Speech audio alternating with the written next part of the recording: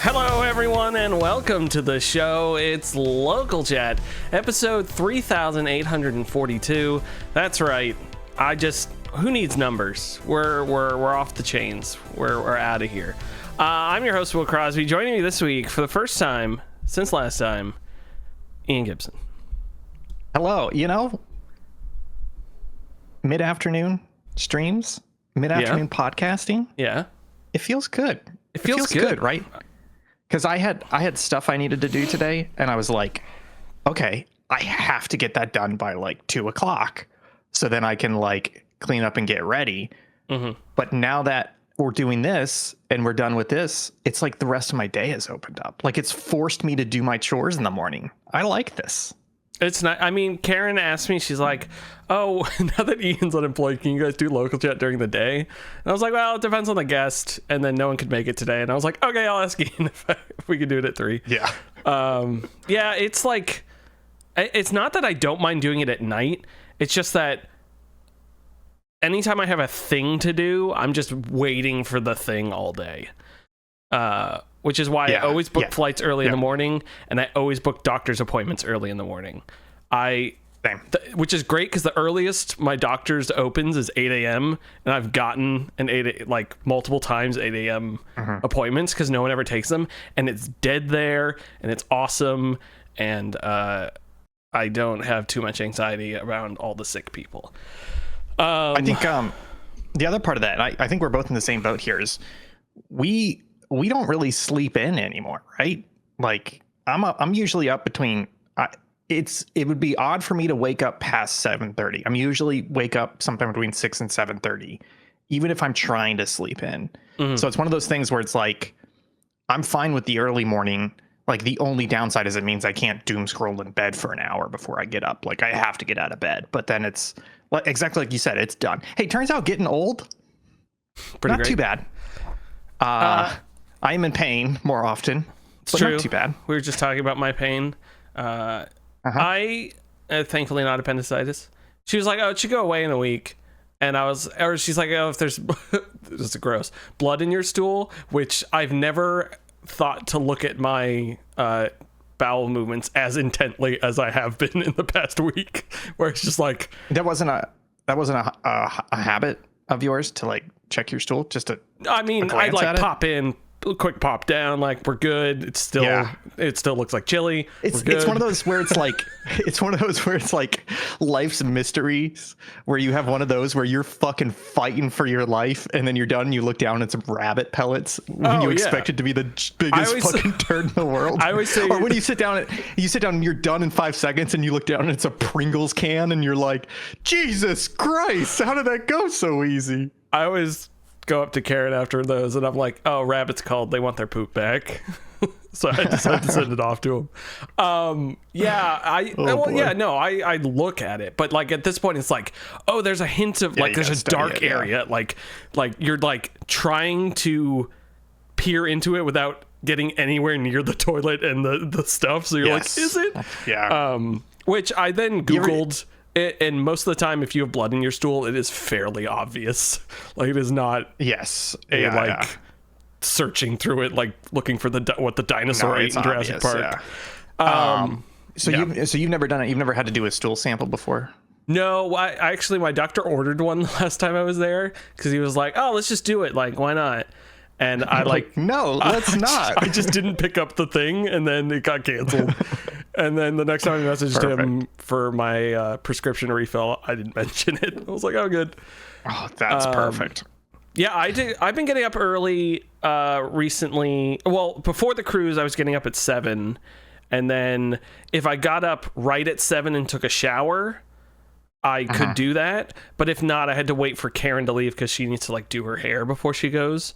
So I'll shower at 8:00 and then get up. But yeah, waking up 7, I just actually turned my alarm back on after the cruise because I had been ignoring it and sleeping till like 8, which was annoying because I would wake up. Karen gets up at 7, and then I was like half sleeping till 8 previously, but now I fell asleep again, and so she woke me up at 8:00, and then you get that like too much sleep grogginess. Oh yeah. And I hate that feeling more than I hate the tiredness feeling. So I turned my alarm back on, and then today I had to move my car to the street because they came by with giant log trucks to take down a couple trees in my apartment's backyard, which was a fun thing to watch this morning. You just standing at the window watching it. I basically was. They were very good at it. It's very good at backing up. It is like roadcraft. They were putting not 2x4s, plywood down on the lawn so they could like drive a little bit onto the lawn to like make the angles. Oh, and like because spread out the weight. It'll spread the load instead of doing ruts in the yard. Yeah, and it was neat. I went out back when I reparked my car and I was like, I have no idea what they cut down. I guess there were a couple dead trees. Yeah, I can't tell the difference. It's like no difference. So that was fun today. That's all I had for the chit chat section. Anything going on in Florida? You have some sort of alligator zoo built there, I heard.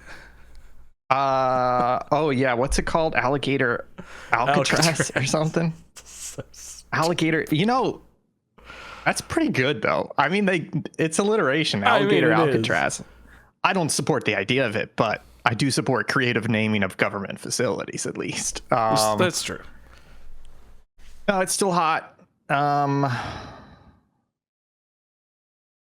do have a project that I started. There's part of me that wanted to keep it secret because it would come up at Extra Life. But you asked. I spent the last week completely demolishing the guest bathroom because I'm remodeling it. Oh, I thought you meant you had diarrhea. No. Yeah. No, like so if you remember our guest bathroom, it was serviceable, but it had several problems and several of them needed to be fixed. It like the lighting wasn't good in there. It was too dark. It had like this old beadboard on the wall that was coming down in spots. Some of the caulk was cracked.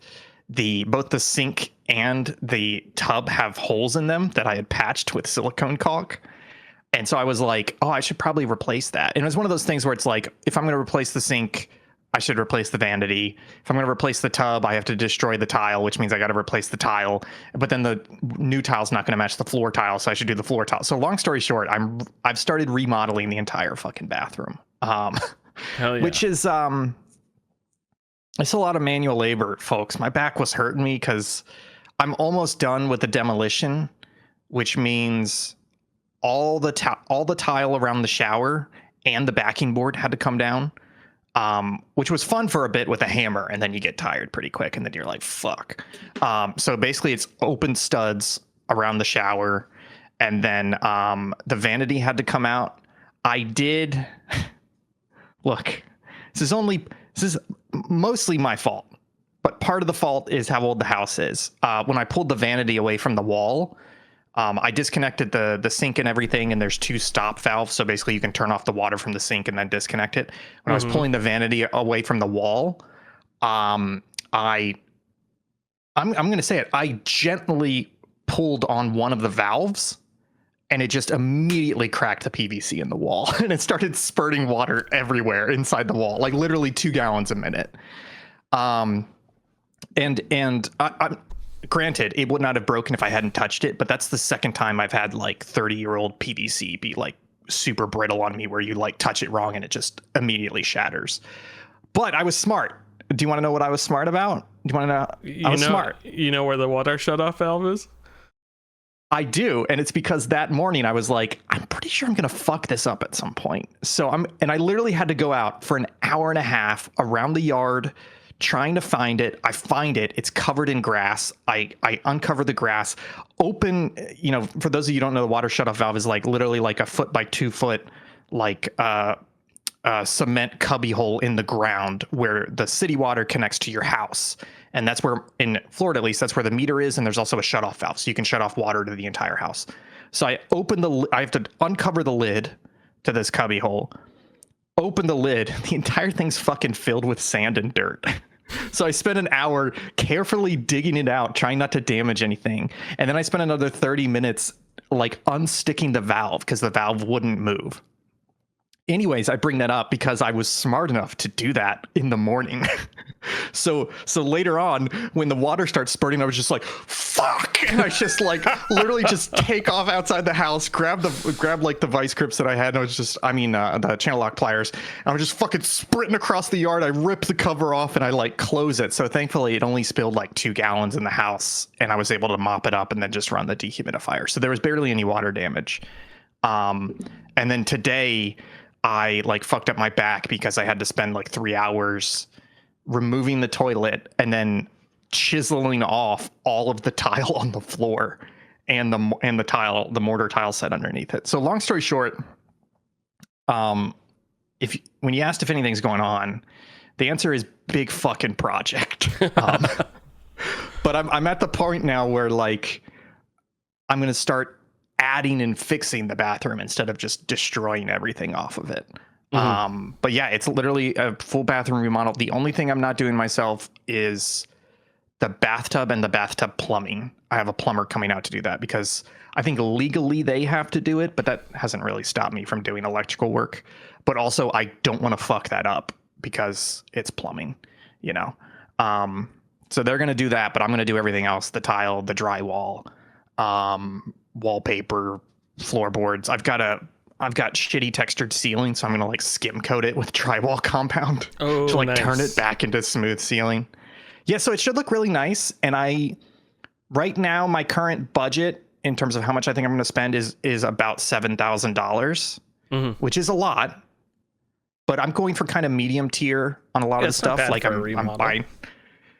Yeah, and I'm buying a nice bidet toilet, which is really nice. You know, I'm like, yeah, I'm going to spend it. I could get a toilet for $150, but I'm replacing the fucking toilet. Let me spend $800 on a really nice bidet toilet, you know?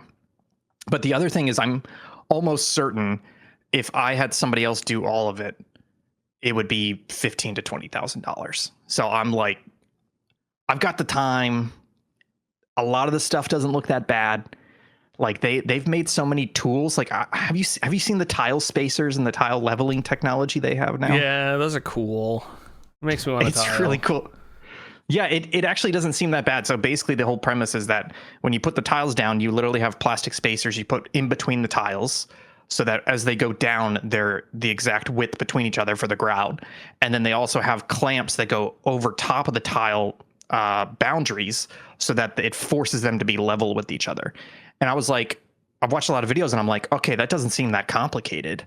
And then the other thing that gave me confidence was I was taking a shower in our master bathroom and I was thinking about it and I started looking at the tile in there and I was like, they fucked that up. Like like the tile in the master is really bad. And there's parts of the drywall too where it's really fucked. Like they must have patched it at some point. It looks like shit. And I was like, well, mine's not going to look that bad. So as long as mine doesn't look that bad, I'm going to be happy with it. So it's a big fucking project. That's what's going on in my life right now. Nice. I'm excited. I'm excited to shit in there in November. Probably November. November, yeah. We talked about this before. Extra Life is a great motivator for Maggie and I to like fix shit in the house. And I was like, it's like the bathroom needed to be done because of the holes in the sink and the tub. And it was like, I've got the time now.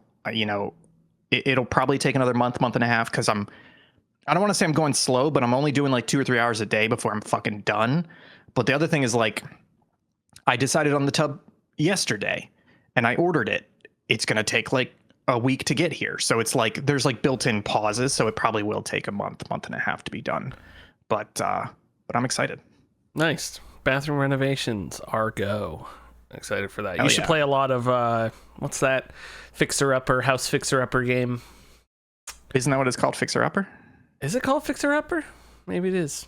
There's a lot of them. There are a lot of them. I think I have played that game a little bit. There's a semi-popular one, and I can't remember what the name of it is. It is kind of fun doing the interior design, though, because I'm like, what do I want this bathroom to look like? And then it's like, you try and come up with a theme, and we've talked about this before, and I think we should dive into it. There's been a couple pieces of software that I've been using to 3D model and design the bathroom because it does a great job of visualizing like, oh, if I have this type of tile and this type of vanity and this type of wallpaper, like, does it go well together? But part of me is also like, man, we could design a really fucking ugly subpixel house. And I even tested it. A lot of these programs let you upload your own texture. So like I had a subpixel logo wallpaper on all the walls. Yeah. So we could make up some real fucking nightmare scenarios using these design softwares. I think I have like the home design software. I think it's the Better Home and Gardens software on like a CD somewhere. We should play that for Extra Life. You don't need to find that, because one of the pieces of software I've been using, Envisioneer, I think it's called Envisioneer Personal Architect, I got from a Humble Bundle last year. It has not changed in 10, 15, 20 years. Hell yeah. Like it's the same interface and everything. It's also slow as shit and not intuitive. Like to change the wallpaper, I have to click on the wall. I have to hit properties. Then I have to go to like appearance tab. And then I have to pick which like inner wall, outer wall, inside the wall. And then I have to pick edit. I have to pick select material, and it opens a library list. And then I have to go to it and either add the material, which pops a whole separate screen where I then have to go pick a picture. And it's like, it's a fucking nightmare. There's one online that I've been using that's actually pretty good. And it's much more intuitive and easy to use, but I think I had to pay like $3 a month to use it. But I did end up flipping over to that one because it was much quicker and easier to literally just be like, this wallpaper, no, this wallpaper, no, this wallpaper. But yeah, we've talked about it before. We could do like a subpixel house, like each stream episode, a person designs their room and we attach it to the rest of the house. We could have some fun with that. It would be pretty crazy. Too much fun. Speaking of having fun, video games are here. Does this button work? That's right. Hey. Yep. Video games, folks. I've been playing video games. Let's save what Google keeps telling me is Dark Souls 2 whenever I Google it for in a couple minutes here. I've been playing Wizard Tower. We've talked about this on a stream previously. It's an idle incremental game in the vein of... actually, they cited that Norp epilogue as one of their influences. Incremental game, Wizard Tower. It's great. I beat it. I think my run was 12 hours. I left it for a bit. There weren't that many moments where it was like, oh, I need to leave my computer running and like go do something else. There was maybe like an hour of that at one point, but that game does its next incremental stuff really well. It does its leveling up and prestige points very well. You're a wizard building a tower. I don't want to really explain more because the unlocks are really fun, and like what you're doing to like beat the game is really fun. So I highly recommend that. It wasn't even on sale. It was like $2.99, I want to say, on Steam. Ooh, that's a good deal. So it's very cheap and very fun. 12 hours of enjoyment as an incremental game. Came out, I want to say, this year. So possible GOTY contender, Wizard Tower. Possible. And then Into the Breach I've been playing while Karen and I watched Survivor on the Switch 2. And I finally beat a run. I've been close a lot to beating a run in Into the Breach, and I finally did it. Yeah. Sorry, I had to think if I ever beat a run. I think I did once. Yeah, so because FTL is the one I never beat because that end boss was such bullshit. Yeah, it's a nightmare. Yeah. So I've been playing a lot of Into the Breach, and then I finally Googled it, and someone's like, just lower the difficulty to easy to like beat it for the first time. And so I lowered the difficulty to easy and like breezed through it and beat it for the first time, which was fun. I love does that game have like a prestige system, or like a carryover? Like, is there a reward for winning a run? I don't know if there was a specific reward for winning a run. I'll have to go back and check. Actually, yes, you earn the coins. Unlock stuff at the end of runs, right? So you earn coins doing like achievements for each mech like crew, and then you use those to unlock the crew, and then you earn more of those points if you have like a victory with them, 2 victories, 3 victories with them. I've been using the smoke. I don't know what they're called, but their powers are all smoke based, where one like jets to the side and leaves a thing of smoke. Another one controls enemies, so you go up to it and control and move around the enemy, and then the third guy shoots smoke artillery, and so you also get healed by your own smoke, so you're basically like dancing around the map, healing yourself and stopping enemies from attacking things. And I really like this group of mechs. So, and the other thing you get from winning, also losing, is you could choose the pilot to come back, and they level up themselves by getting XP and killing enemies, so they can get better at stuff. So the next time you use them, I believe they have their, like, if you gave them any reactor cores and stuff, they're still leveled up with those and get to use them, which is neat. That game came out almost 7.5 years ago. Yeah. And from what I can tell, that studio has not put out a new game. They've got to have one really close to done. I would hope so. I really like FTL, and I really like Into the Breach. And I keep thinking of finding other games like it, or just waiting for... although everyone recommends Final Fantasy Tactics if you like Into the Breach, and that remake, I think, comes out this year. Yeah, it does, but it's a shame. A lot of people were saying they don't... That it was like the look of it, and I think there may be some mechanics they're doing as well that are a problem. So, and you're fine with old games. Yeah. I don't mean that as an insult. I might just pop it up. You my typically Mini don't need... Yeah. Oh, Final Fantasy Tactics Advance, or would you play the PlayStation? Because it was PS. Well, no, the PS1 would work on the Mii Mini. I think I have it on there. Oh yeah, that would. But I have noticed that screen is typically a little bit too small for PlayStation games, because PlayStation was more for TV. So it's true. I did, but that's Steam Deck at that point. I played through Alundra 2, which is a PS1 game on the Steam Deck, but I did play 40 hours of Breath of Fire 4 on the Mii Mini, so it's not too bad. But Breath of Fire 4 is an RPG. That a PlayStation 1? PlayStation 1 a RPG. PS1 game? Yeah. Oh, okay. Yeah. Gotcha. Sorry, I thought that was handheld. No. Yeah. Into the Breach. Plenty of options. Yeah. There's plenty of tactical games out there. I'll just ask Jason what I should play next, and he'll say something. Tactics Ogre. That's another classic, according to people. Tactics Shrek, the sequel. Love that joke. Finally, next game. Peak. We've reached the peak. We're at the top. Peak is a game, social climbing game. Social. Yeah. 4-player climbing game. Platformer. It's a platform. Every day they generate 4 new mountains. You start in the airport with your friends. You go on a flight. Your flight crashes, and you got to climb to the top of the first mountain. And once you get to the top of the first mountain, then you got to climb to the top of the second mountain, then the third mountain, then the temple, then the fourth mountain. So there's like 5 stops, but 4 mountains. And it's fun. Gotcha. We streamed it on Tuesday with Jake, and then Karen and I streamed it last night with the Save Data crew. And it's a really good game. It nails exactly what it's going for. The feel of it feels really good. I've even played it solo a couple times, testing out things, harder difficulties, it's disgusting. And items and stuff. And it's really good. Karen even said this without me saying it, but we both individually said it. It makes us really excited for that Big Walk game from the Untitled Goose Game people. In the sense of, I don't think that game's exactly mountain climbing, but it is a social walking puzzles and like hanging out with people game, which have really taken off this year.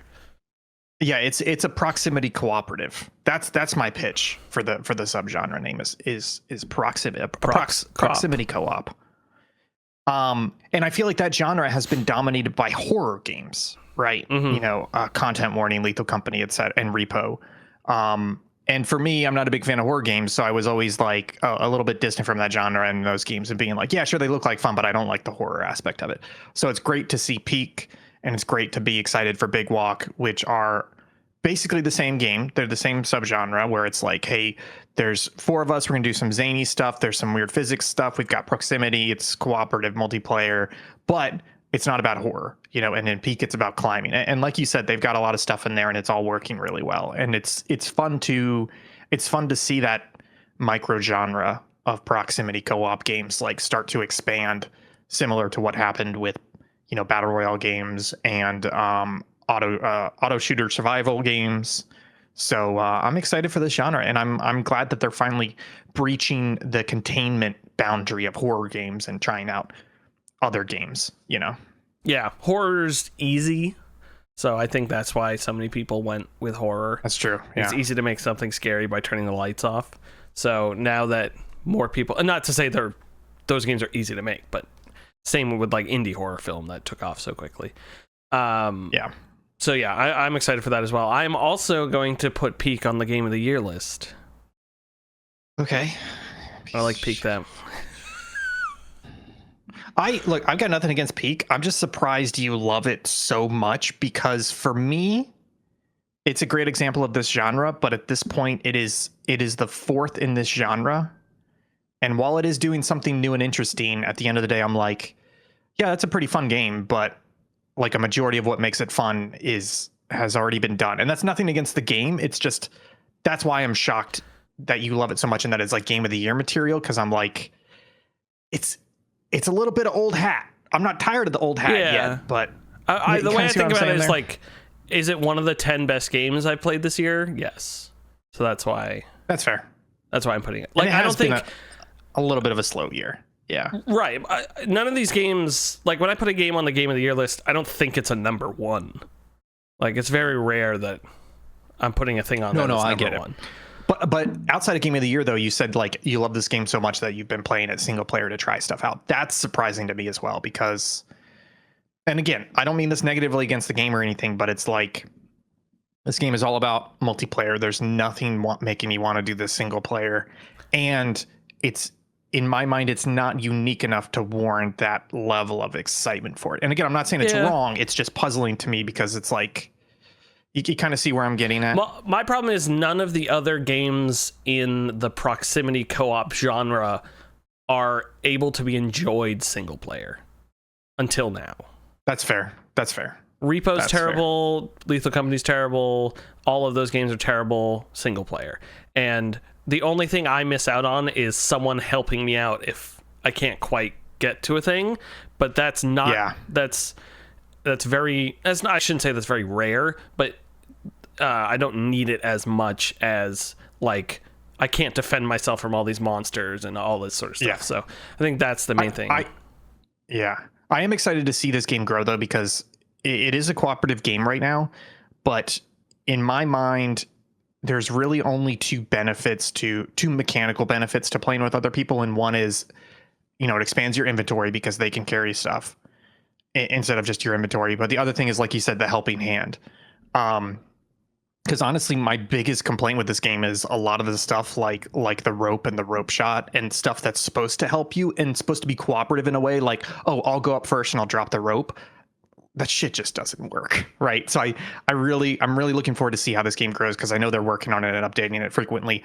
I want to see more cooperative themed mechanics and tools and weapons being added to this that actually work well to the point where, not that I want to say you don't want to play single player, but where it's like, oh, there actually is like a huge benefit to playing multiplayer because the rope actually works. It's 30 meters long, like in Death Stranding 2. So once they get up there, they can drop it down to me instead of being like, it's like fucking 6 feet long in this game. It's wild how short it is. It's pretty great. It works. And Brad on the Next Lander podcast said they only started development in February of Peak, which is pretty great timeline, if you ask me. I could see that. Depends on how many people, depends if they're doing it full time. But yeah, game development nowadays, I'm gonna fucking say it. Game development nowadays is easier than it has ever been. Of course. That's not a controversial thing to say. I know, but I just want to be like, that's not me saying like, just make a game, just make a fucking game. But it's crazy. We'll talk about it a little bit later, but it's crazy to see all these AAA studios backed by huge publishers or owned by huge publishers spend $500 million on a game over 10 years. And it just comes out and it's a train wreck, when I'm like, guys, it's not that hard to make a game and iterate on it rapidly to know that you actually fucking have something instead of getting caught in development hell. Like, it's easier than ever to build a game and put it out nowadays. Nintendo just said they're trying to cut down on game development time. Like, they're aiming towards shorter cycles. It's never been easier to make a game, but it's Now the big problem is getting your game in front of an audience. That is the big issue now. Yes. Or being unique. And in today's current market, getting publisher support and funding, because those fucking idiots keep going after trends in AAA games when it's like, no, it's all about indies right now, you idiots. Yeah. Fund 100 indies. That's your safe bet. And now that AI makes better games than people, we're just going to have unlimited games. I'm not agreeing with that sentiment, but as somebody who I had to make my GPS clock recently, I had to write Arduino code. Yeah, AI's fucking great with coding because literally I'll be using some obscure library and I'll be like, hey, I'm using this library. Like, how do I do this? And they're like, oh, that library has these 4 variables and here's how you do it. Here's an example. Or I'll just dump the code and be like, why isn't this working? They're like, oh, you fucked up this variable here. And it's like, oh, thank Christ. So it really is like that is another example of where AI tools are unstucking a lot of developers. Have you seen that like posts and visits on Stack Overflow are drastically down compared to where they were in the last couple of years? Yeah. For those of you that don't know, Stack Overflow is basically a big forum, like question and answer place where programmers would go and be like, hey, I'm trying to do this in C# and it's not working. And a lot of times you would Google and be like C# error, and it would take you to a Stack Overflow where people have the same error and they're like, you're doing it wrong. Here's an example. I'm not certain about this now that I say it out loud, but it makes sense to me, and I'm pretty sure it's accurate, which is that the amount of traffic to that website, which was like the #1 help place for programming questions, has gone down because most programmers are going to ChatGPT, Claude, etc., to ask those programming questions. And granted, those models are probably trained on Stack Overflow questions, but they're making it much easier to find answers to those questions. So yeah, and back to our point, like AI is not making the games for us, but it is also drastically reducing development costs and development time. But yeah, I would say the one thing, like, if I like AI in the fact of like summarizing several people's questions into a thing that could answer my question is like what I would want it for, because it's not like I'm saying like I'm not learning from it. I just want to get the answer to the question. And also I can ask ChatGPT, and if it gives me back bullshit or the wrong answer, then I can move to the Stack Overflow like next level of it. Absolutely. But it's easier to just check that first. And for things that don't matter, it's not like a doctor's going, oh, this patient has this and this and this. Like, that is a situation where I'm like, maybe you shouldn't AI that. But the guy who posted like AI detecting lung cancer in someone when they couldn't, like, that's again so much of it is getting crowded. But yeah, for those quick really answers or something, and with anything, it's same when they introduced Wikipedia. Like, there can be wrong things on Wikipedia, so you just have to use all of this technology with the simple fact of being like, it's not infallible. Which some people do not. Yeah, it literally is what you're talking about, where it's like AI, if you're using it properly nowadays, and the way that I use it is that it is a better search engine, right? Instead of going to Google and searching and it pulls up links and you have to click the links and then read through, it's exactly like you said. Like, I'm going to ask the question and it's going to go, hey, I read these 4 pages and it seems like consensus is this is the answer. And you're like, perfect, boom, that's exactly what I wanted to know. It's just a better search engine that gets you to your answer much faster nowadays. And in a workplace setting, a lot of times, pre AI or even pre Stack Overflow, you'd have to go bug somebody else. And, former manager now I'm thinking of it like, great, now I've got 2 fucking people on my team dicking around on one problem for an hour, because this person had a problem and now they're bringing this other person in. And it's like, okay, well, now half the fucking team is like wasting time trying to do this when it's really a 1-person problem. And like AI is like, you know what? I'm not going to go bug my co-mate and be like, hey, why isn't this SQL inner join statement not working? I can just throw it in to chat program and it'll spit out and be like, you fucked it up here, XYZ. So that's the other thing, is that it's just workplace efficiency is much better with this AI. I don't mean to become like AI proselytizing, but it comes back to, like you said, hey, it's fantastic. It's awesome that Peak was made in such a short time. But in the words of the Giant Beast Cast, it's never been a better time to make video games, folks. And that is so counter to what's currently happening in the industry at a AAA level that we'll get into later. And I just wondering, like, just to take a step further, when Jake's gonna let AI write his books. Yeah, He should be letting it write his book. Do it. That's the nightmare. True nightmare. Speaking of nightmares that I never want to wake up from because I'm having way too much fun. Death Stranding 2 on the beach. Yeah, before we get into this, well, two questions. Number one, do you want me to hit on my game real quick, and then we can wrap it up with Death Stranding 2? I was gonna do that after Death Stranding 2, but we can okay. We can do yours. Yeah, let's do yours first. Okay. The second question. Second question that I'm going to ask you, and I need you to think about the answer so you have it ready by the time we get back to Death Stranding 2, which is, how much do we want to talk about Death Stranding 2 stories, spoilers, etc.? It's been out 2 weeks. Do we want to draw a cutoff? Do we want to say none at all? Do we want to say 3 hours? Think about it. Okay, think about it. Thinking. The other game I've been playing, in addition to Death Stranding 2, is something called Nubby's Number Factory. Have you heard of this game, Will? I actually have heard of it. I have no idea what it is, but I've heard that title before. Okay, I'll describe it pretty quickly. It is it's a really fucking weird looking game where it's like MS Paint plus clip art kind of thing. But basically it's a Peggle run based roguelike where you have a Peggle board, the pegs have numbers on them. You have a ball, you shoot the ball, and if it hits a peg, you get that much number added to your score. So for example, if a peg says 8 on it and you shoot the ball and it hits 8, then you get 8 added to your score. And you have a target score you want to hit per round. So let's say like you want to get 20 points before your ball drops out the bottom. The other thing I'll say is when you hit a peg, like if that peg had the number 8 on it, because you've hit it, it'll get cut in half. So you hit it once, you get 8 points, and the peg is now 4. You hit it again, now you get 4 points, and the peg's now 2, etc. So you're kind of bouncing around. Where things get interesting though is that it's kind of like Balatro, in that you have modifiers, right? So you have items that you can buy in a store that pops up every couple of rounds. You also have perks that are like permanent ability modifiers.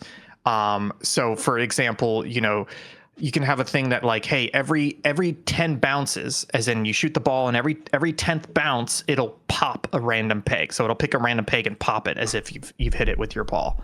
Or it'll be like, hey, every time, sorry, I haven't played the game in a while, so I'm struggling to come up with stuff, but it's like, oh, hey, every time Peggy dies, as in every time your ball drops out the bottom, we're going to randomly shoot a laser like diagonally through a bunch of pegs and they'll pop for you. And then you get perks, and the perks are things like, hey, every time you die, the items in slots 1, 3, and 5 fire automatically, right? Or like, every time a peg gets halved, it doesn't get halved, it gets doubled. So it's all this weird stuff. And so you end up building these really weird builds. And I think to win a run, you have to get through 90 rounds. And the other mechanic I'll talk about is that it's not like Peggle, where Peggle you have multiple balls, right? Like in Peggle you can shoot 3 balls and it'll add up. This one is like you only have 1 ball, right? So if you shoot the ball and it goes through but you don't get enough score, then the board resets and you basically lost one of your 5 ball lives and you go on to the next ball. So you can retry. And if you're maxed out, then you have 5 ball lives. But it's not but it's like a one shot type of thing. So you have to hit the round score in 1 ball shot. You can't like shoot once and be like, I got halfway there, let me shoot again and get the other half. So I see. Yeah. And then when you meet the round score, you qualify for the next round. So let's say your round target is 25.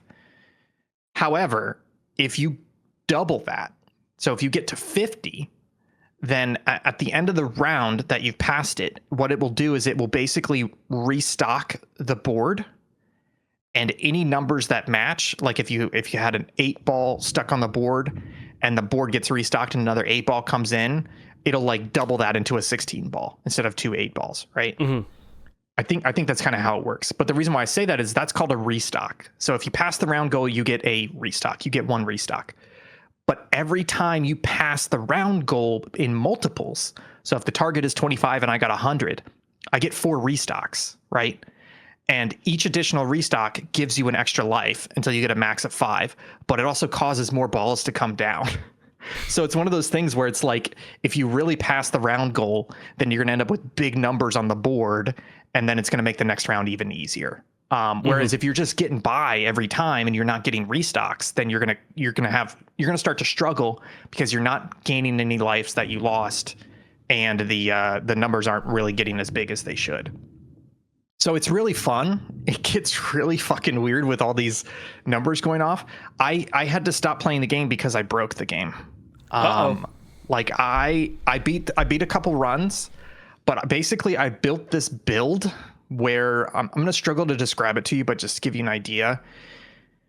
Basically, I had this thing where it was like, hey, every time a peg gets halved, then we're going to double a random peg. So if I hit a peg and it goes from 8 to 4, then it's going to pick a random peg and double it from like 8 to 16 to 32 or whatever. And then it was like every 10 times that happens, it's going to spawn, I think it was literally like a piece of insulation that falls through the map, and every peg that it touches gets halved. So it would like half, double, half, double, double, and the numbers just start going fucking crazy. And I had all those maxed out, and then I had all these multipliers on it. So long story short, I got to this point where I would start with pegs on the board. I would fire the ball. The ball would live for like 2 seconds, but the round would go on for 10 seconds because all this shit's popping, just continuously popping. All this shit's going on the screen, and the pegs on the board would get bigger and bigger and bigger, and then pop, bigger, pop. And I started getting like, so again, one restock means you met the round target. I started getting like 10 restocks, 50 restocks, 100 restocks. I found out the maximum is 10,000 restocks, which means you've done 10,000 times, because it literally just goes, and then it's just like, hey, fuck you, 10,000, okay? It was getting insane. And then I started having runs where I would fire the ball once, and it would be like 30 seconds. Because the ball would only live for 2 seconds, but it would just be like pop, pop, pop, pop, pop, pop, pop, pop, pop, pop, pop, pop, because every time a peg was halved, it would double a random peg, which means that peg's going to be on the board longer. And it's just, and long story short, the round goal was like 200, is like 80. I got up to like 270 rounds in like a 3-hour run, and like it got to the point where I maxed out the peg size. Like it was like, hey, you can't double these pegs anymore. Impressive. They're too big.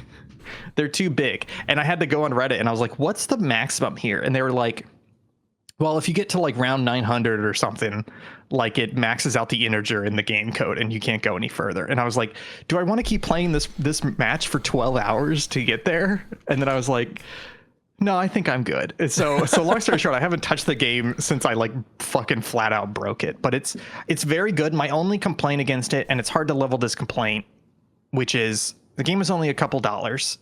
It's totally worth that. It just feels like between the items that it has and the perks that it has and the different round obstacles that happen, it feels like it's about 1/4 of a Balatro in terms of variety of items and stuff, which felt disappointing. But I still got a solid 5 or 6 hours out of it. And no, I think I'm at like 9 hours or something. It was probably 5 hours in by the time I got to a breaking run. Very, very good. It's a lot of fun. It's just kind of a micro game, and I would love for it to have more, but I can't really hold that against them considering how cheap the game is. And it's going on the Game of the Year nominee list because it's just it's in that little Balatro trend where it's just like, oh, you just made a perfect little like roguelike combo builder based off like a mechanic like Peggle or Poker or whatever, and it's just like, yeah, just let me fucking break you open, baby, and it feels good, and it's real wonky. Really into pegging this year. Yeah, so that's Nubby's Number Factory. Highly recommend it. I don't know if the Steam sale's still going, but I think it's only like a couple bucks right now. It's really good. Nice. Nubby's Number Factory. I might actually have to get that. Oh, I will have to get it to do my due diligence for this year's Game of the Year. Oh yeah. Speaking of due diligence, my answer is light spoilers, maybe? Do we want to part of me is like, oh, let's draw a line and say like only Mexico, etc. But the other thing is there's something that happens in Mexico in the story where I'm like, I'm glad I didn't know that was going to happen. So I almost want to say, let's do this. No story spoilers, except for like, oh, there's this character and they're on your ship, and but we have no limit on items in terms of like, later in the game, I got this item, I got that item. I think that's open season on items that you can unlock throughout the game, but any like major cutscene story beats, I think we leave those out. Okay. Not to cut back to Numby Bumby Factory, but Spark of Midnight said Numby was straight up for the creator to make money to pay off his college, which is pretty great. That's a noble. I hope he paid off his college. Reason to. It's great. I believe he's in the game as well, because there's like a picture of a person, and he's like I'm the foreman, and then he's like you can unlock a new character, and it's like him with a different MS Paint drawing hat on, and he's like, I'm Spaghetti Tony, and this is how I play the game. And I'm guessing that's the creator, because it's very funny to just see that portrait shot in the game. Yeah. Okay, Death Stranding 2. Honestly, you're saying no story spoilers.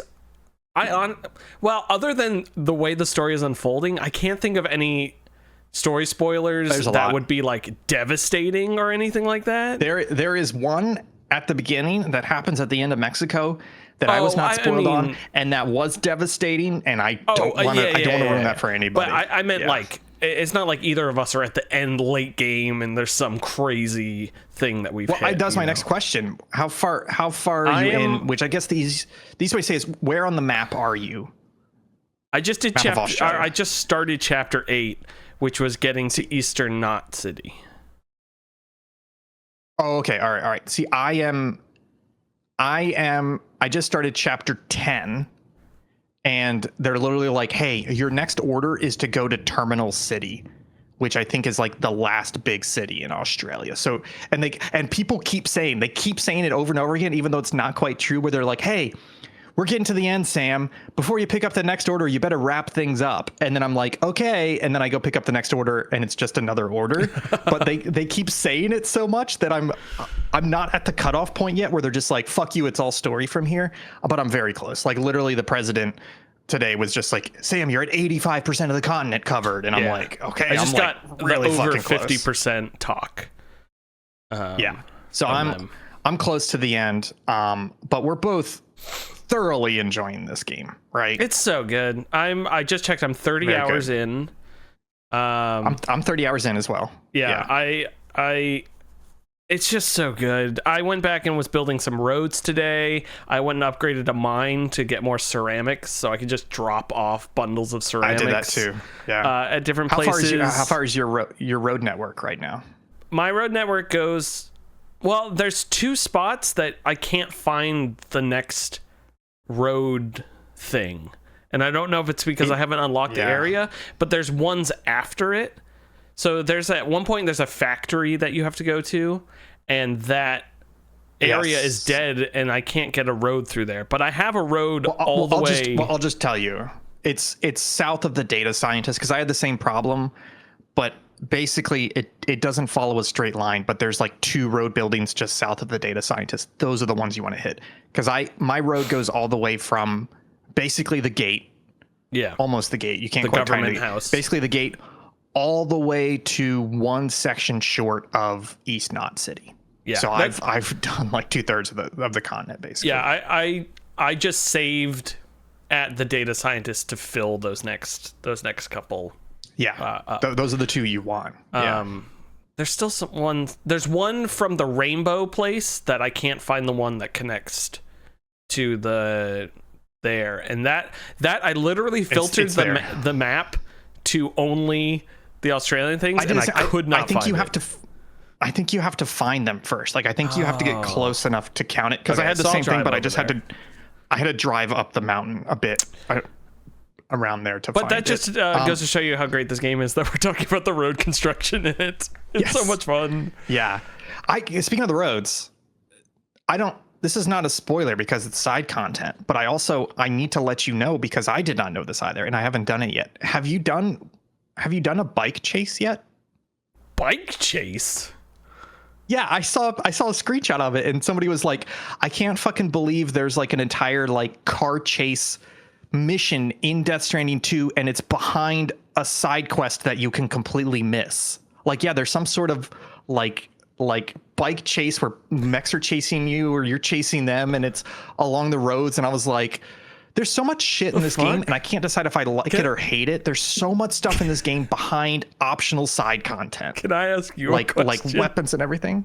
Yeah. Have you unlocked pizza karate? Where you throw the dough? Yeah. Yes. Yeah, I did unlock that, yeah. Was wild. It was really good too. I had no idea what was happening. My mouth was open the entire time. I saw people talking about that on Twitter, so I knew that was coming. But yeah, I haven't seen anyone talk about it, so I haven't seen anything, which is great. There's even today I was going somewhere, and there was another order to another person just beyond that. And I was like, oh, I already have zip lines to them. So if I just do like a 5-minute detour on zip lines, I can take the second order. So I take the second order to this guy. It's somebody I've already connected. So it's not a main order. I just got him to like 2 stars. And he's like, oh, cool, 2 stars. Hey, here's a guided missile launcher. I was like, excuse me? Fuck? Yeah, Hell we talked on a previous stream about how I did not have the sniper rifle, the tranquilizer rifle, because I did not do the sub order for that. Mm-hmm. But you mentioned it, and then you were like, oh, it's really early. And I was like, what? And I looked it up, and yeah, it's a sub order. So there is so much stuff in this game. And again, I don't know if I hate it or love it, but there's stuff. There's like cutscenes, like full blown, like story mission type quests, and like really good weapons and equipment that is all behind sub orders in terms of like, hey, you've already done the story quest to unlock this guy, but if you bring him a couple extra deliveries, it'll pop enough to give you this or that, etc. Yeah. And it's just wild to me. Thank God I'm not a completionist. Otherwise, I would be going crazy in this game. Because the other thing is, I don't know if you've noticed this. It feels like progression towards 5-starring people gets really fucking slow around like 4 stars. It's you bullshit. Say that, but I have gone and turned in an order, and it's like 1,000 likes, and it like fills up the first star and then the half of the second star. Then I'll turn in an order, and it'll fill like a little bit of that second star. Yes, but then I'll turn in another order, which is not a large amount of likes, and it'll do like a 1.5 stars. So I don't know if the likes equate to how much the stars fill, because I've had I think it's them I think it's what it's trying to tell you, but I bet behind the scenes it's not actually doing that. Now that you mention it out loud, I wonder if there's something else like number of orders or whatever, because I've done something where literally 100 meters in front of the place I picked up a package, and it was like, oh, that needs to be delivered right there, and I walk in and hand it to them, and they're like 250 likes. And I've done stuff across the fucking continent, and they're like 200 likes. So I think the whole like delivery star system is fucked, but it's not enough to aggravate me. But it's close though. Like if I was really trying to 5-star, I would be pissed off, because it's so hard to tell like what are actually like the good orders. How do I game the system, max it out, instead of it just kind of slowing down around 4 stars? Yeah. But yeah, it's good. I've thoroughly enjoyed playing it so far. The story, like I'm following it a lot better in this game than I think the first game. They are explaining a lot. They explain things multiple times, which is nice. Yeah, the dialogue is still okay. It's like a world of people who don't know how to think in their heads and don't understand that other people may know things. So everything is constantly explained all the time. Yeah, I think I'm okay with that. And I'm the other okay thing with it. It's just funny. Yeah. I had this moment where. So when this is not a story spoiler, but when you meet Rainey, she gives you her backstory right away, and basically she's like, "Oh, my community didn't like me, so they kept chasing me and like trying to kick me out." And it shows this cutscene where it's literally like I don't want to say villagers, but it's people from a community, and they're carrying torches, and they're like, witch, and they're chasing her down, like it's Frankenstein or whatever, and like my gut reaction was like, oh, this is just like a cliche trope. But then I was like, you know what? I'm okay with that. And it was because, like, if you just accept, yeah, this is a cliche trope, but Kojima knows that. That's why he's making these references. He's not backing off of it and being like, oh no, everything has to be unique and different, and I can't go down that trope. He's like, no, that's what it is. And once you accept that, then you start appreciating the character and the story that he's telling. So it's one of those things where with Kojima, I mean, he's got Dead Man, he's got Heart Man, like he does stuff on the nose, and it's very easy to be critical of that. And I've done this in the past where you look at the on the nose and you say, that's too on the nose, that's bad writing. But once you just kind of like ignore that or push that off to the side and be like, yeah, okay, but what else do you have? That's where you start to get like these really good story moments. Like this fucking game has made me tear up several times because of these characters and these story moments and these connections that are being made. And it's like, I only got there because I gave him some leeway on some of the cliche stuff, on some of the weird, stupid stuff. I'm like, okay, all right, you know what? I could sit here and be mad and be like, this is dumb, and try and disengage from it, but I'm gonna allow it. I'm gonna be okay with it. I'm gonna engage with it. What else you got? And it turns out he's got some great fucking story beats and characters and moments, Yeah. So people complain about it. Game.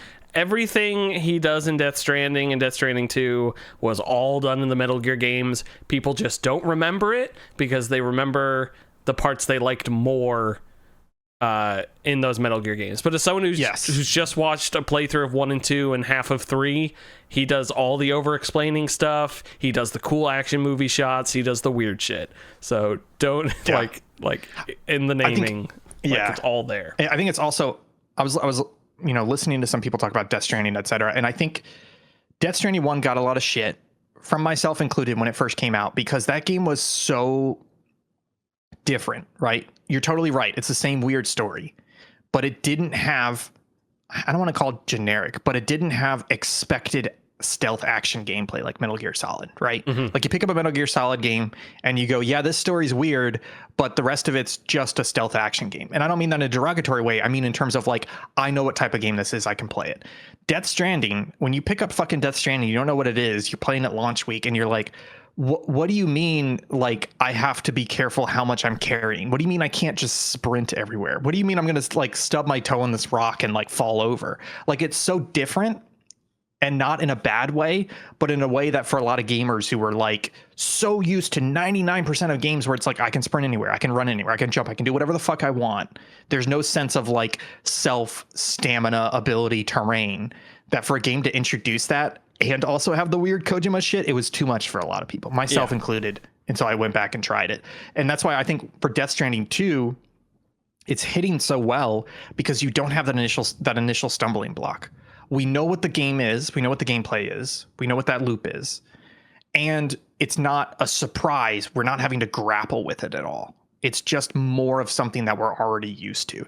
So it's I don't fully agree with Kojima saying, like, I am building a whole genre of Strand games. I don't think it's a whole new genre, but he has built out like a new subgenre of mechanics in terms of like the core delivery loop and handling stamina and traversing terrain. And he's done that well enough with Death Stranding that it's now become standard. And so we don't have that hurdle when we pick up the controller with Death Stranding 2. Yeah. I will say it's funny, I started this game, I forgot Norman Reedus was in it. I like booted it up and I went, oh yeah. Which I don't know how I feel about. Yes, he needs a haircut. Literally in the game today, I went to the sink and I was like, can I give him a fucking haircut? I know, like, I really just need him to wanted look a little different. Yeah. And I don't know if this gets different by the time you're with, but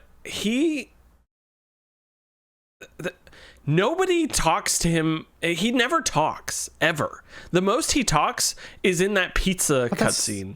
But that's his character, right? Do you remember in the first game, his whole backstory was that he like has like he doesn't like being touched and all that stuff. Doesn't like being touched, doesn't like talking to people, and he's still struggling with that. Yeah, so it kind of fits in a way.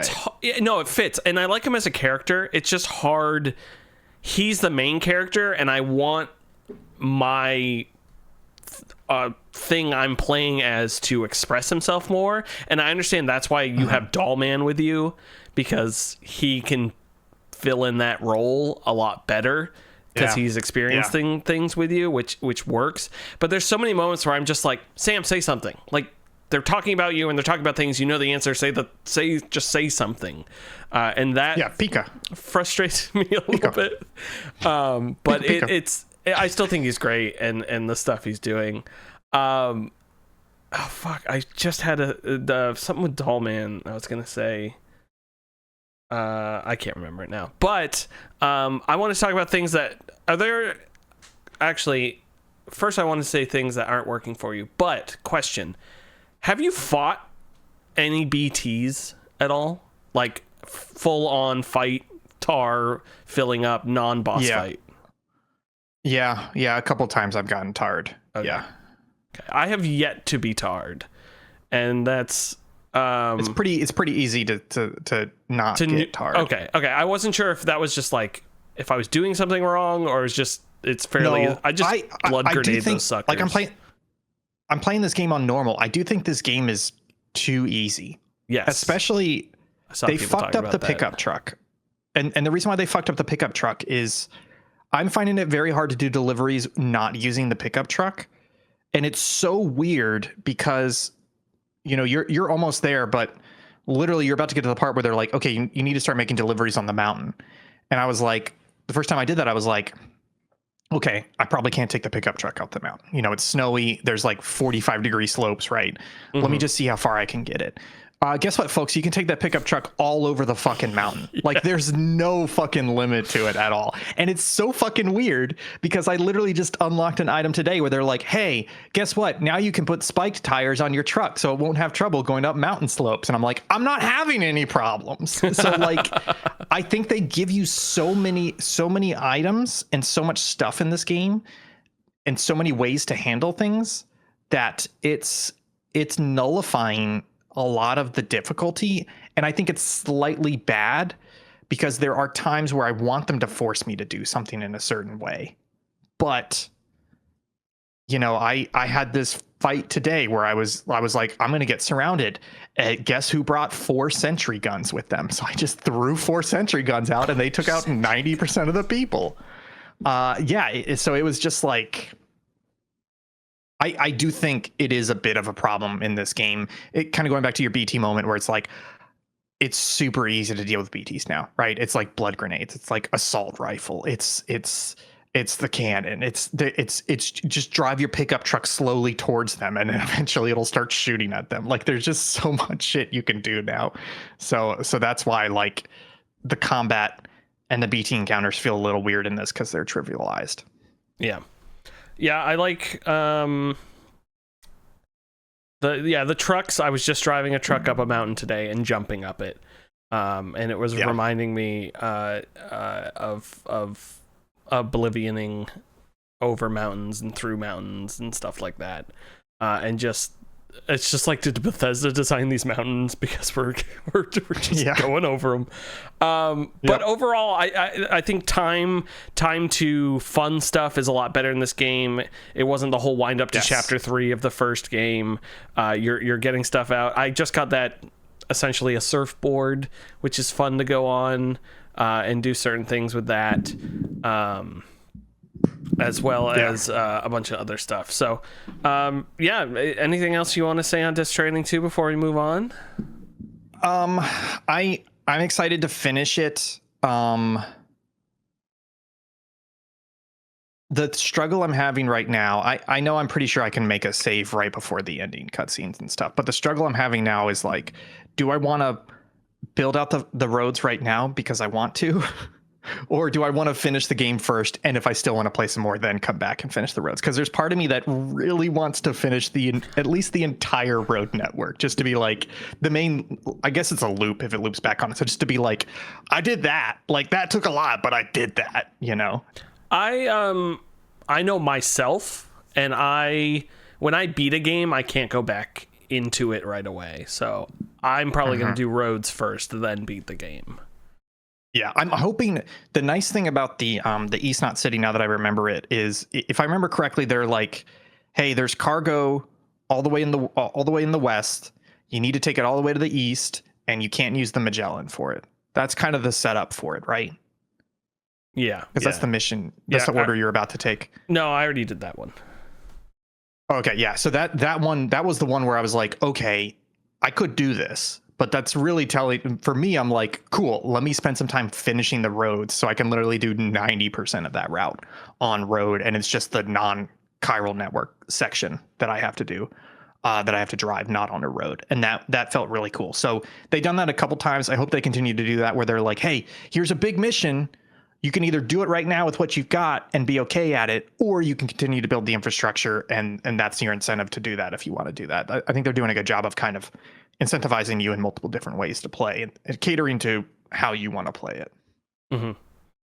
Oh, one more thing. I mean, this.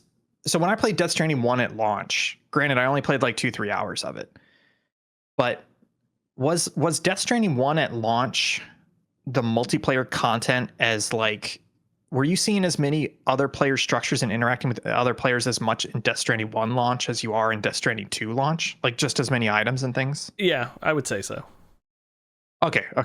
It's so much fun.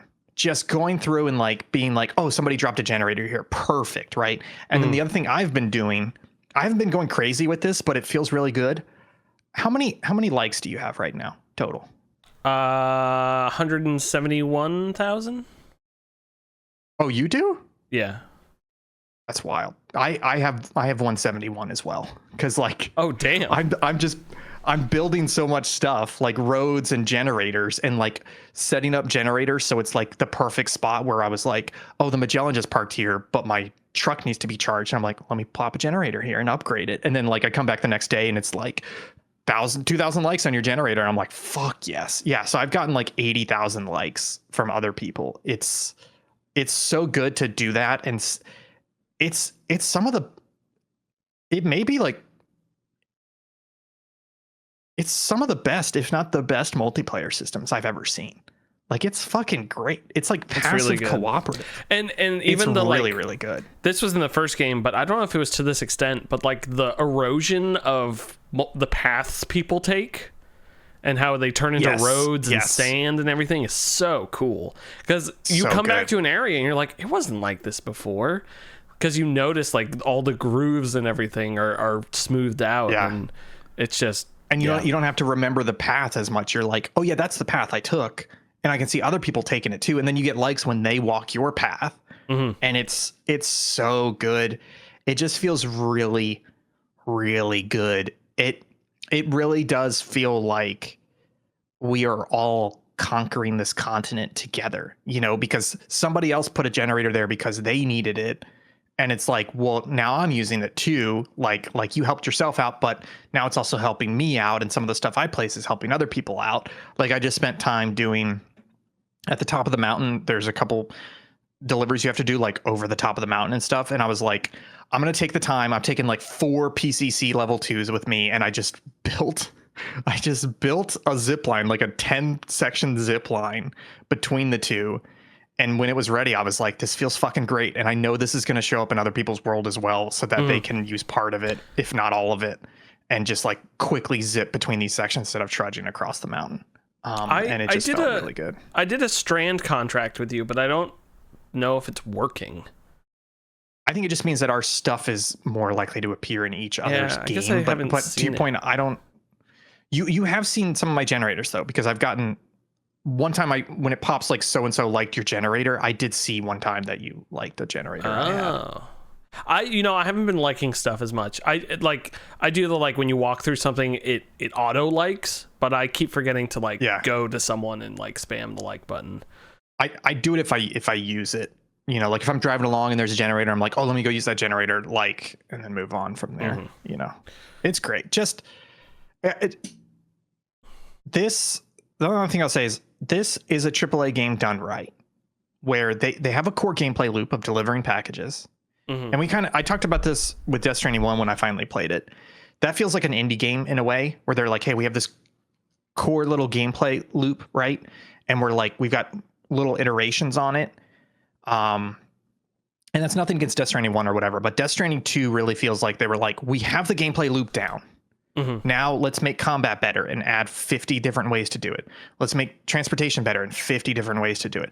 Let's make this better. Let's make the UI better. And then where our AAA budget is going to come in is that we're going to make it super fucking polished. Like there's barely any bugs that I've had. We're going to make it look incredible like, by using an amazing engine. We're going to get a whole bunch of like celebrities and voice actors and have a shitload of cutscenes. Like that's where a lot of that money is going as well. And we're going to add a fuckload of content to it, right? All those suborders of the side missions, the giant continent. So it's like a AAA game is not, we're going to work on this for 10 years and it's going to be half-assed and it's going to feel okay, maybe. It's like, no, we have the gameplay loop. Now we're building on top of that. And you can really see where that AAA money is going, that time and effort is going. And this feels like this needs to be the AAA formula going forward. Not that this is incredibly unique or anything, but it's so transparent here that it's like compare this to Vampire Survivors, right? So Vampire Survivors has the gameplay loop, but at least when they first released, they didn't have a whole lot of content. They didn't have a AAA cutscenes. You know, the game didn't look incredible. You know, it wasn't running on an amazing engine or anything. But if they did have a AAA budget, it would still be that same fantastic gameplay loop, but it would just be more and better on top of it. And that's what this game is doing. Whereas a lot of AAA games nowadays, it feels like they focus on the AAA fluff first, right? Does it look good? Is there a lot of it? Yeah, we have a giant map. It's a 100-hour Assassin's Creed. It looks really good. You know, we've got a bunch of cutscenes. We've got these actors. It's like, cool. How about the fucking gameplay? Like, is the loop actually good? And the answer is no. Whereas in Death Stranding 2, it absolutely is. That's the last thing I'll say. So this just feels like an absolutely incredible AAA formula that they've got going on here. Yeah, I agree. Although, to give Shadows credit, it's a better loop than the other recent that's fair. Assassin's Creed games. But I was just going to ask, final question. I almost said Assassin's Creed 3. Death Stranding 3, which continent are you going to? I was thinking about that. I think it's got to be, I was thinking Europe, because you could go from Portugal all the way over to like Ukraine. You've got the Alps in the middle. Like you can have like southern France be a little bit more deserty. You could have some water sections going like Great Britain is like the tutorial area. Ooh. So that's what I was thinking Europe. I was thinking Madagascar to Africa. Ooh. I think the problem with Africa though is that it's a bit too samey. But then again, they made so is Australia different. But I mean, Australia in the game is not samey. Australia in the world is samey. Yeah, that's what I'm saying. Yeah. So Africa, they could do whatever they want. Yeah, I could see Africa. I'm excited. Death Stranding 3 should be good. Yeah, I'm hoping. I think you really hit the nail on the head with expectations into 2 was like, oh, now this is the type of game, and now this is what it's. Yeah, and like I'm ready for it. Is peak. Also, DHV Magellan model kit coming out this year. Is it really? Yeah. I might have you've gotten skins for the Magellan, right? I just unlocked skins. There is I forgot how to announce it. Evie, please. Sorry, my cat's moving the microphone. Oh my god. It's Shinji Ito, is that his name? The weird manga artist who draws Shinkawa? Yoshiwa Shinkawa? Oh, no, you are speaking of Junji Ito. This is my whole I fit in this one. Yeah. So there's a skin for the suit and for the DG Magellan. So I did a cutscene today that was emotional, and the Magellan showed up at the right moment, and it was like a heroic thing, and it was just that skin on it, and I was like, this game's fucking great. Wait, how do you unlock that? So good. Oh, I need to go. I mean, I don't know. It must have just been one of the normal missions, because most of my stuff is main missions. Yeah. Yeah, it's great. I literally want to keep playing it. It's really good. It's very good. I'm glad you like it. It's also, can I just say, talking about the gameplay loop, I swear this is the last thing. Perfect gameplay loop for like, I'm going to sit down. Like I sat down today, taking a break between the bathroom remodel, and I was like, set a timer for 45 minutes, and I was just like, just get a delivery done. Got the delivery done, and I was like, great, satisfied. Yeah. Back to work. Anytime I'm back in my private room, I save and end the session. Because then I start the next session, get the cutscene, get out into the world. Yeah. But the other thing is that it's like one more turn in a way, like in Civ, where it's like, let me just do one more. But it's also, I really love games that have like little built-in mechanical piecemeals like that, where it's like, okay, this is a natural pause point, you know, it's great. Feels good. Speaking of feeling good, Ian, it's news time, I think, right? Yeah, that's right. Should we play the news theme? I can't remember if we actually have one or not. Time for the news, gaming news. We're gonna talk about video games. Oh, thank you, Frazier. Yeah, just one. I said that I feel like we make that joke every time that it's tossed salad and scrambled eggs. Yeah, just one big news story. Turns out all those rumors of layoffs at Microsoft and Xbox finally hit last Wednesday of last week. It's part of a round of cuts across Microsoft, according to IGN, that amounted to 4% or roughly 9,100 employees across all of Microsoft. Some of the key impacts here include, sure would love if this doesn't have, we know that Everwild, the Rare IP game, got canceled. Yep. We know that, I forget the code name for it, but there was apparently a multiplayer shooter that ZeniMax Online was working on that got canceled. We also have Project Dark. Game was canceled, and the studio behind it, the Coalition, shuttered.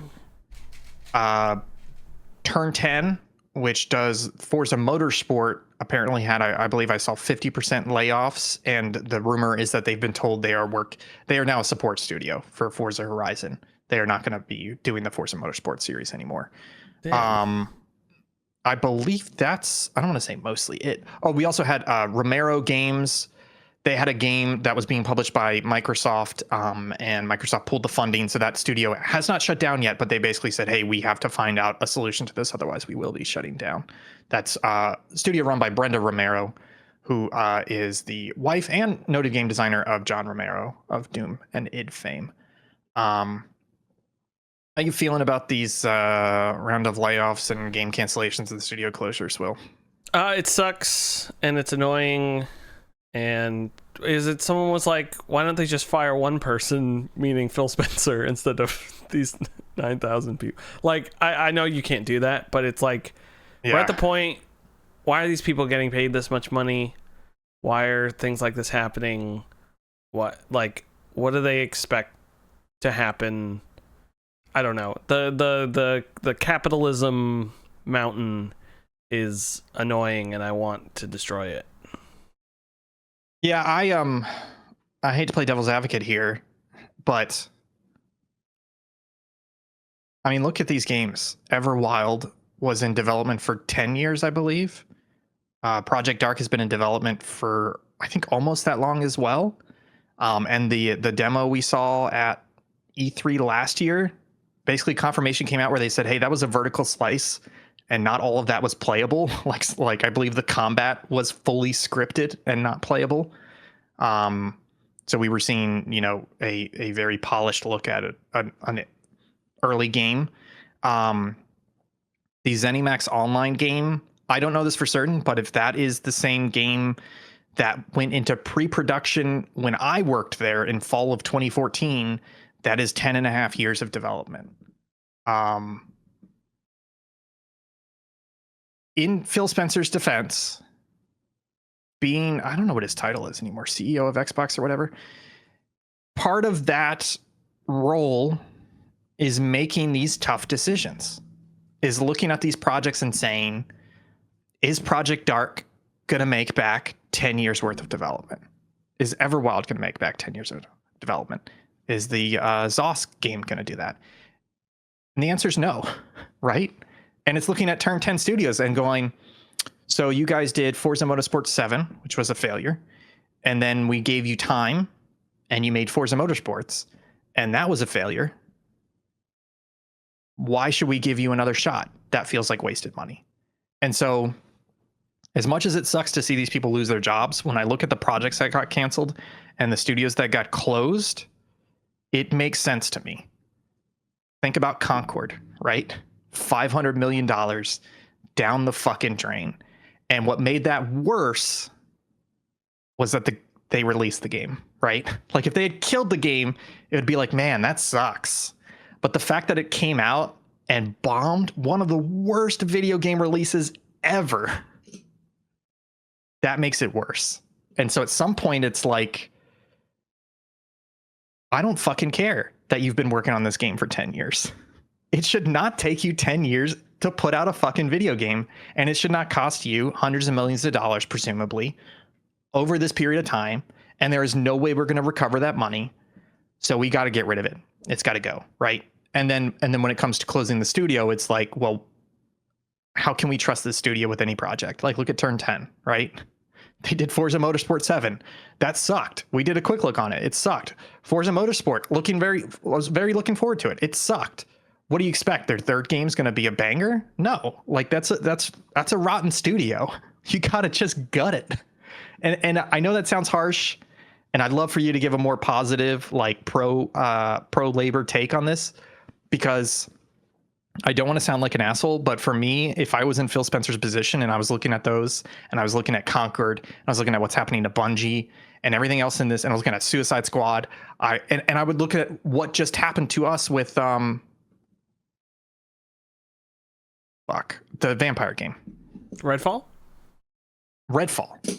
I would be like, the worst thing we can do is continue to spend money on this when there is a 0% chance that it will come out and be good enough and be a fucking generational success enough to break even. Mm-hmm. So this is, in my mind, as much as this sucks, looking at what happened here, this is cutting dead weight in studio form and in game form and in projects that have stalled. And it did not make sense to continue these. I don't know. Is that too harsh of a take? No. I mean, I somewhat agree with you. Like, I think canceling projects is fine. It's more of the treatment of the people and getting rid of those people. And also, like, I don't think anyone who greenlighted any of those games probably faced any consequences at all. And I think that is a larger issue. That's a very good point. Yes, and that's a good point. That's the big problem I have with this, is that I don't think there's actual accountability going on here. Correct. I don't think Phil Spencer is accountable for this, though. No, I don't think he's necessarily accountable for it either. Yeah. There's a lot of people saying that. And it's like you were saying, there's people saying, oh, well, he should, if it's about money, then he should take a pay cut or just fire Phil Spencer. How much is he making? And it's like, that's not the problem. The problem is that you probably have more than 1,000 people working on these projects that are going fucking nowhere, you know? And you got to get rid of those. But like you said, the problem is who actually fucked up there, right? It's probably not the people being let go. Or it's people that have made the fucked up decision 5 years ago and left. Like, the right people are not being held accountable. And like in a perfect world, there is hey, your game's not doing well. Your studio's not doing well. We can't support you anymore.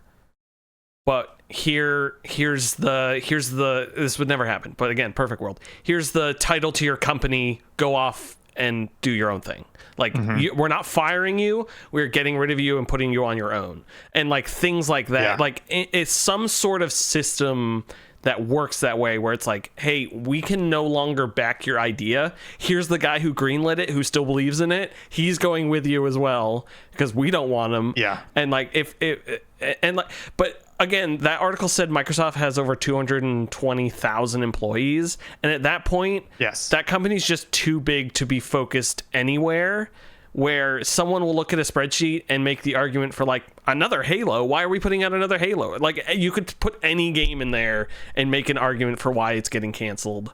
And I think that's the bigger issue, is they're like, let's greenlight all these games and throw spaghetti at the wall and hopefully something sticks. And as soon as something sticks, let's cancel all the other games because we're going to go with that for now. And it seems like I'm just waiting for all the other things that Xbox has announced to get canceled as soon as something else does well, or as soon as they want to have a higher profit margin at the end of the year, you know? Yeah, and I think that's a very good point, though, which is that this has really hurt Xbox's credibility, because as they made these acquisitions, it was like, oh, well, the assumption then is now that you have this studio, they're working on a video game. And as, consumers, as hobbyists, as people that support this industry, the immediate assumption, I think the default assumption is, if a studio is working on a game, it's an 8 out of 10, right? Like, nobody says, oh, that studio's working on a game, it's probably going to be a piece of shit, Yeah. So in the back of our head, it's like, oh, Xbox just acquired 10 studios. That means they have 10 more 8 out of 10 games coming down the line at some point, right? And every time that these projects got announced, Everwild, Perfect Dark, it was like, oh, they've got a great game in the pipeline. And I think what this is showing is that it doesn't matter what they say on the press releases. It doesn't even really matter what they show at E3, like they did with Perfect Dark. These games are not necessarily that good behind the scenes, or the structure around the game development is not good enough for it to actually be delivered, right? Or, management does not have enough to support to actually take this game to the finish line. Management in terms of like Phil Spencer level. Mm-hmm. And so it's really hurting Xbox's credibility in terms of like, okay, these are games that you touted, especially Perfect Dark, and now they're not coming out anymore. And, the most favorable light towards Microsoft is they're not coming out because they were pieces of shit. Okay, but now that's a problem. So now you're telling me that major tentpoles of your catalog were pieces of shit, bad enough that they had to get canceled. So it's, I'm not sure where Xbox goes from here. Part of me is like, take those 9,400 people, split them up into however many teams, and be like, this is horrible and not what I actually mean, but like, split them up in teams and be like, hey, we're having a big game jam. Come up with the next Balatro, yes. The next Peak. No, 100%. The next 100%. And like, if you don't, you're fired. No, but like, yeah. It's the Running Man, but trying to come up with a game. No, that's what I would do. That's 100% what I would do. If I was Phil Spencer, I would take all these studios and I would organize a game jam, and I would be like, look, 2 weeks, y'all are going to fucking game jam, right? We need something new. We need something fresh here, right? So let's say they come up with 100 ideas. You take those 100 ideas, you pick the 25 best voting system, whatever the fuck you want to do, the 25 that feel like, holy shit, we actually have a good gameplay loop here. And you move those to proof of concept phase, right? You put a 5-10 person team on each of those, and you say 6 months proof of concept. And then at the end of the 6 months, you've got 25 proof of concepts. And then you go through it again and you say, okay, 10 of these are going to work, right? And you do that over the course of like 12 to 18 months, again, pretty small teams. And you should end up with 2 to 3 pretty fucking good indie games for not that much money, for like a 10 to 15 person, team for each of them. And because you've iterated, because you've constantly floated these ideas, they're actually working. Whereas I feel like the problem now is they have these studios with pre-existing management systems or decade-old management systems, and they're just using them like a factory line. Okay, here's your next game, work on it. But, we just talked about it. Making games is easier than it's ever been, but it's also a lot different than it used to be. So you can't just expect a team that has just made a game, especially a team with like 250, 300, 350 people like Sauce, and have them just, poop out another game. No. Like, it took them forever to make Elder Scrolls Online. It's a big behemoth of a game and a company and a development system. If you're going to tell them to work on something else and they're going to spend 10 and a half fucking years on it, that's not sustainable in any fucking way. So yeah, you're right. It really does need to, AAA needs to go indie. They need to have smaller teams. They need to figure out their gameplay loop first. And when they know they have a Death Stranding gameplay loop that's really good, then pour the AAA money into it and do regular check-ins. Just feels like these studios were not getting babysat effectively. Yeah. And there was just mismanagement and scope creep across the board. And the thing that really pisses me off is, like you said, the people that made those bad decisions are not being held accountable. It's not Phil Spencer, but it's not the developer. It's middle to upper management that are making all these shit poor decisions. And it just stacks over years and years. Mm-hmm. Hi, Halucha. Hi, Halucha. Yeah. Yep, that's it. From capitalism to rankingism. From orgasm Do you want me to take it from here? me No. Go for it. Folks, it is now officially halfway through 2025, which means it's time that we need to talk about our Game of the Year list so far. So just as a quick reminder, our Game of the Year list, the system that we like to do is behind the scenes, the four of us get together. We Fuck each other. We don't really just we get together to fuck each other. It's a real big suck and fuck fest. There's a lot of hair, a lot of Gatorade. And at the end of it, we have a list of 10, 12, 15 games. The number changes each year of, hey, we think these are the best games of this year, unranked. So it's not number 1, number 2, number 3. It's just these are the 10, 12, 15 games that we love this year. And then out of that list, we have up to 4 Game of the Year picks, because each of us picks our Game of the Year. So it could be 4 different games that each person has picked. We could all pick the same game. But that's basically our Game of the Year system. But to help out with that, throughout the year, we call our little list of potential Game of the Year nominees, as in these are games that we think everybody on the team should play and could potentially end up in that top 10, top 12 list. So far we have 9 games on the list. This is not in order, but we have Mario Kart World, Claire Obscure Expedition 33, Repo, Roadcraft, Citizen Sleeper 2, Blueprints, Death Stranding 2, Nubby's Number Factory, and Peak. Will, are there any on here that you are potentially your Game of the Year so far? Well, you know what? Let's ask the hard question. Out of that list, what's your Game of the Year so far? Oh, fuck you. Claire Obscure Expedition 33. Really? Because for me, it's Death Stranding 2. There's a lot of great games on here, but holy shit, Death Stranding 2 just feels incredible. Like we just talked about. We don't need to rehash it, but it's an amazing sequel. Really good game. What about, I don't want to say bottom of the list, but what do you think are some sleeper hits in here? Games that you think are going to be on our list, but not on others, that you want to give some light to, so that if anybody else is listening, say, hey, make sure to play this game because it's really good this year. I mean, I can't fight for Blueprints because the 2 idiots of Subpixel simply can't understand how puzzles work. I would also say Blueprints is like a front runner on a lot of people's list. Is there anything else on here that you think is even more? No, I mean, Peak. I think Peak fits that. You don't think Peak is on other people's lists? No, I think it's a little bit too new, and it's also a little bit too similar to like Repo and Lethal Content and all that other stuff, that I think it's worth saying, no, Peak is different enough that you guys have to play it, you know? I guess. Not quite your question, but if there's anything on here that I haven't played yet that I think might make my list, would be Citizen Sleeper 2. I haven't touched it yet, and I've been meaning to get my hands on it. Looking forward to that. For me, it's Nubby's Number Factory, because that game really surprised me. It's a weird looking game, but it's also fun. It's got a great gameplay loop. This is the gameplay loop episode. And I think a lot of people passed it by because when it came out, there was a lot of indies going on and stuff like that.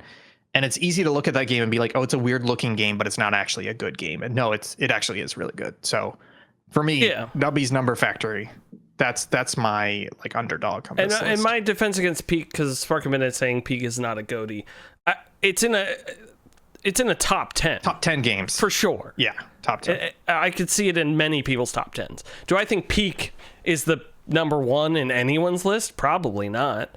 But I have to put it on this list because it will be in my top 10 for sure. Yeah, and I want to see it in a lot more top 10s across the entire industry. It deserves that attention. And honestly, I love Repo, but I might like Peak more just because it's not horror. And I like the mountain like I like the loop. There it is. I like the loop of Peak over the loop of Repo, I think. This is going to be a controversial question, but let's get it out of the way. Of the 9 nominees we have here so far, if you had the power to strike one from the list, which one do you think deserves to go? Roadcraft. That's fair. It is a lot. It is one of those. It is the Return of the King. Yeah. It's not about that game being amazing. It's about culmination of all the games before it. That's fair. For me, a Mario Kart World. That game just makes some real fucking cardinal sins. And like we talked about, Nintendo has such a high quality and craft that to see them make such colossal fucking mistakes in a core franchise was very upsetting for me. So that's the one on the list where I'm like, yeah, I don't want that here. I still agree with you on most of that stuff, but the problem is I still play it every day. And really? I still I haven't enjoy touched it. So it's like, I can't, I like it as much as I like 8, other than the Grand Prix stuff not being fun. But we only play Knockout anyways, so. Yeah, Knockout's pretty good. I actually installed 8 because I was going to see if it runs well on the Switch. Because I do still have that Mario Kart. I have that Mario Kart itch, but I just fucking hate the overland stuff in the world. That's crazy. All right. Second half of this though, the year's only halfway done. It's true. We've got some games coming up. I'm going to run through these in sequential order. I don't know if there's any on this list that you think I'm chronological. Any games missing. Yeah, sequential or chronological. That kind of they both kind of chronological is, I guess, the better one. Yeah. But anyways, I put together a little list of 8 games here that are still going to come out this year that, at least for me, I could potentially see ending up on the GOTY list.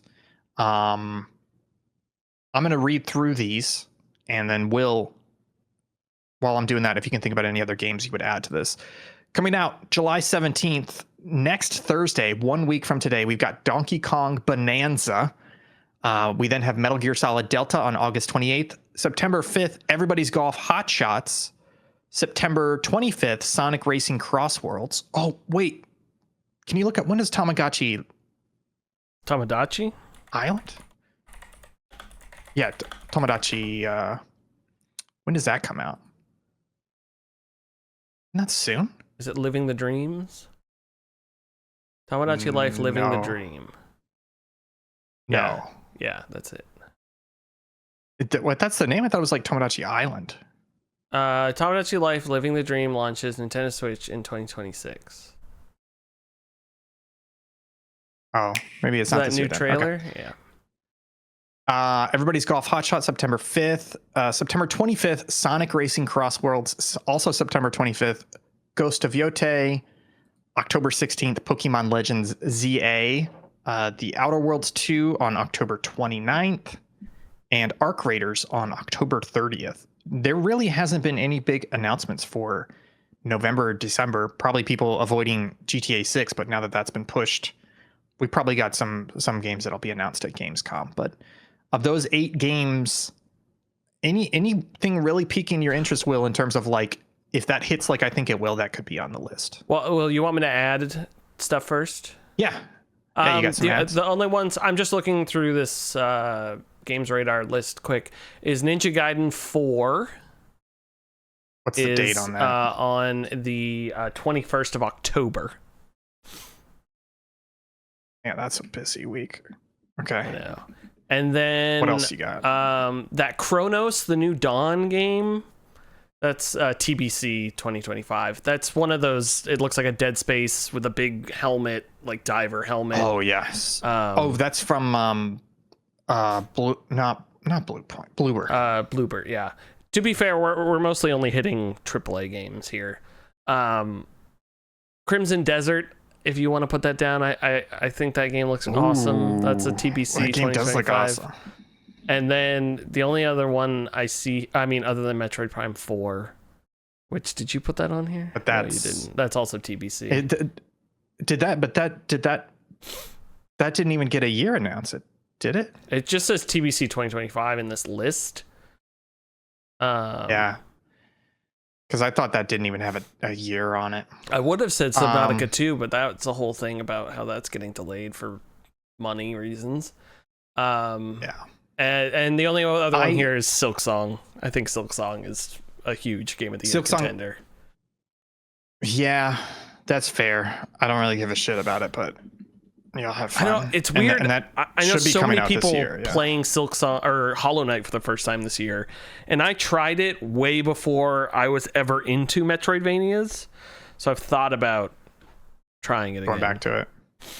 I don't know where I think own I've it, slowly between Metroid Dread, Animal Well, and Prince of Persia: The Lost Crown. In terms of I played both of those a little, all of those a little bit, and then dropped them. I think I'm just not a Metroidvania person. What'd you play? I played Metroid Dread, Animal Well, and Prince of Persia: Lost Crown. 3 fantastic Metroidvanias, but I dropped all of them after a short time. So I think I'm just not a Metroidvania person, basically.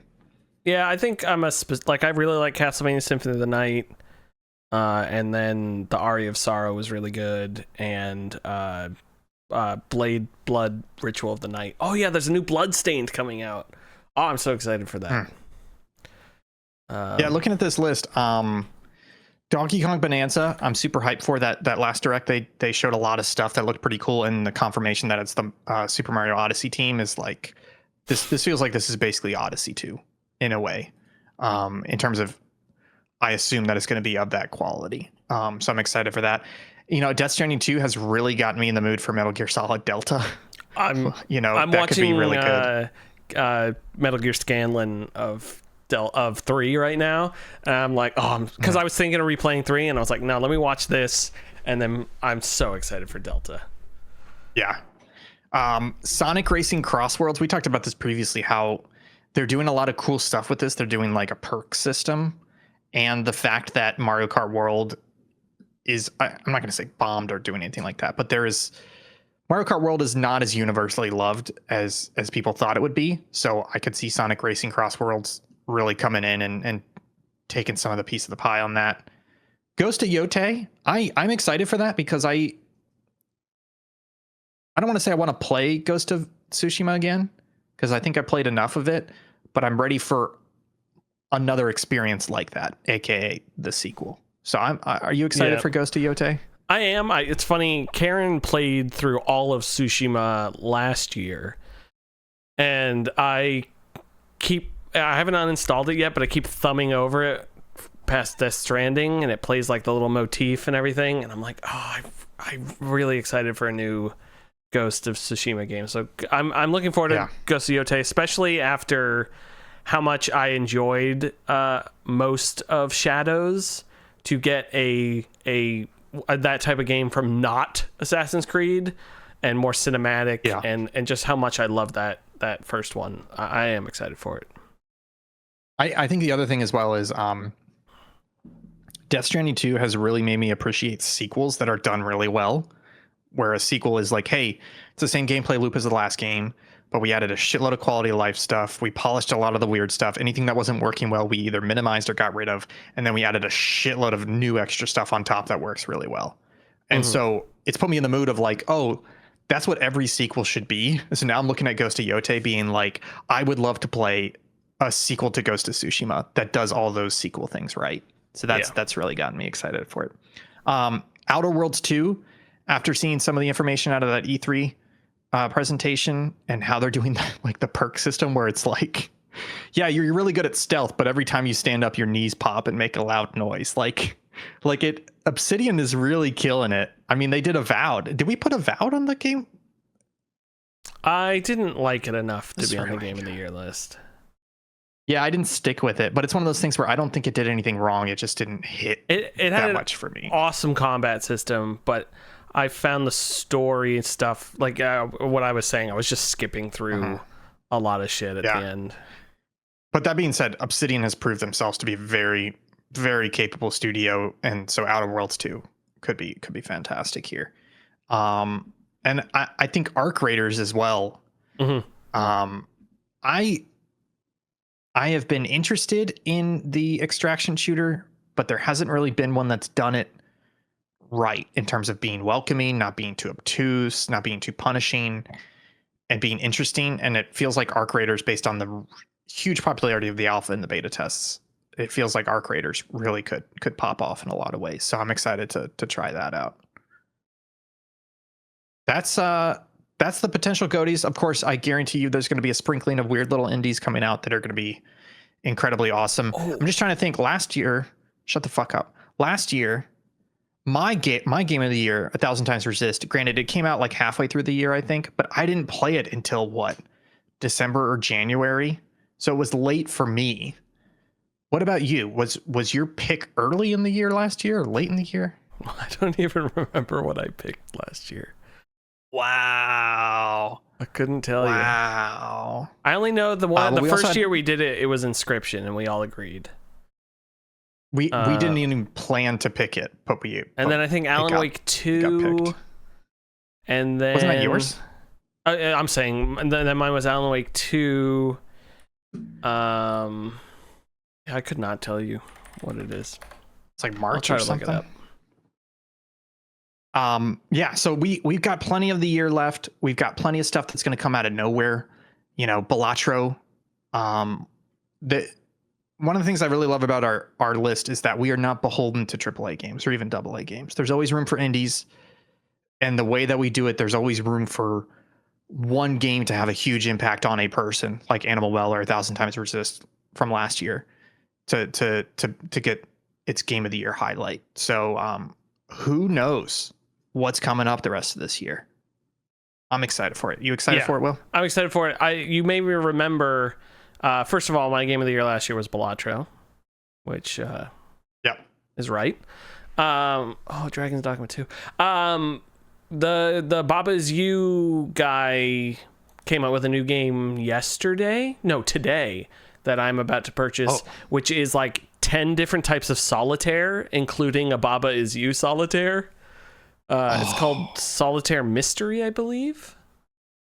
It's like $8. Solitaire is one of those games that I like to play, but on easy mode, like spiders, like Spider Solitaire. Spider Solitaire. Hell yeah! Yes, give me that. I don't want the real Solitaire. This is this is Solitaire. A Solitaire Mystery, it's called, and it's sorry, you can hear that. It's a collection of mysterious solitaires, and I think that's fun. Sounds where good. It's not just regular. And then, of course, on the 14th comes out that Zachtronics Kaizo game. Yeah, but remember, we're too dumb for those games. I know, but that one seemed a little bit easier. It's only because I was playing, honey. I know, but maybe I'll buy it anyways. Maybe. Jesus Christ! I think I inhaled too much tile dust today. Inhale that tile. Oh man, carcinogens. What I was like carcinogens. Carcinogens. It's like, I should wear a mask. Do I think this is asbestos? And I was like, there's no way they put down asbestos in the late 90s when they're trying to bring it back. I'm real excited. I'm excited too. Give me some of that. A whole new level of a whole new generation of mesothelioma commercials. Yeah, I'm excited. Yes. Any final thoughts on game of the year? Are you looking forward to our discussion? I'm looking forward to our discussion. I'm looking forward to talking about game of the year for me is always chosen at the last minute, and I always regret it anyways. So am I looking forward to it? Yes. Am I not looking forward to it? Also yes. I'm indecisive as fuck. Or am I? Well, that's an answer, folks. I do have a content call out this week. Fuck. It's been a while. Shit. Have you heard of the brand new podcast from Chris Plant called Post Games? Yes, but tell me about it. Yeah, so this podcast it started up a couple weeks ago by Chris Plant. I believe Chris Plant was from Polygon. Is that right? Yes, Chris Plant is from Polygon. Yes.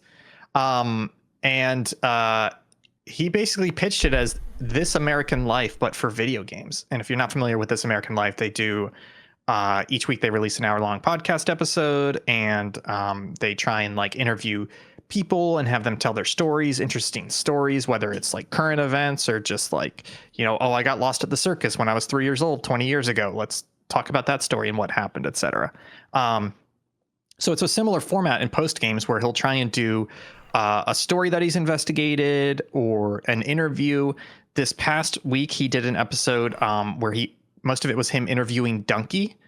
and talking to him about Death Stranding, because I wasn't aware of this, but Donkey, when Death Stranding came out, Donkey put out a review basically calling it like a piece of shit.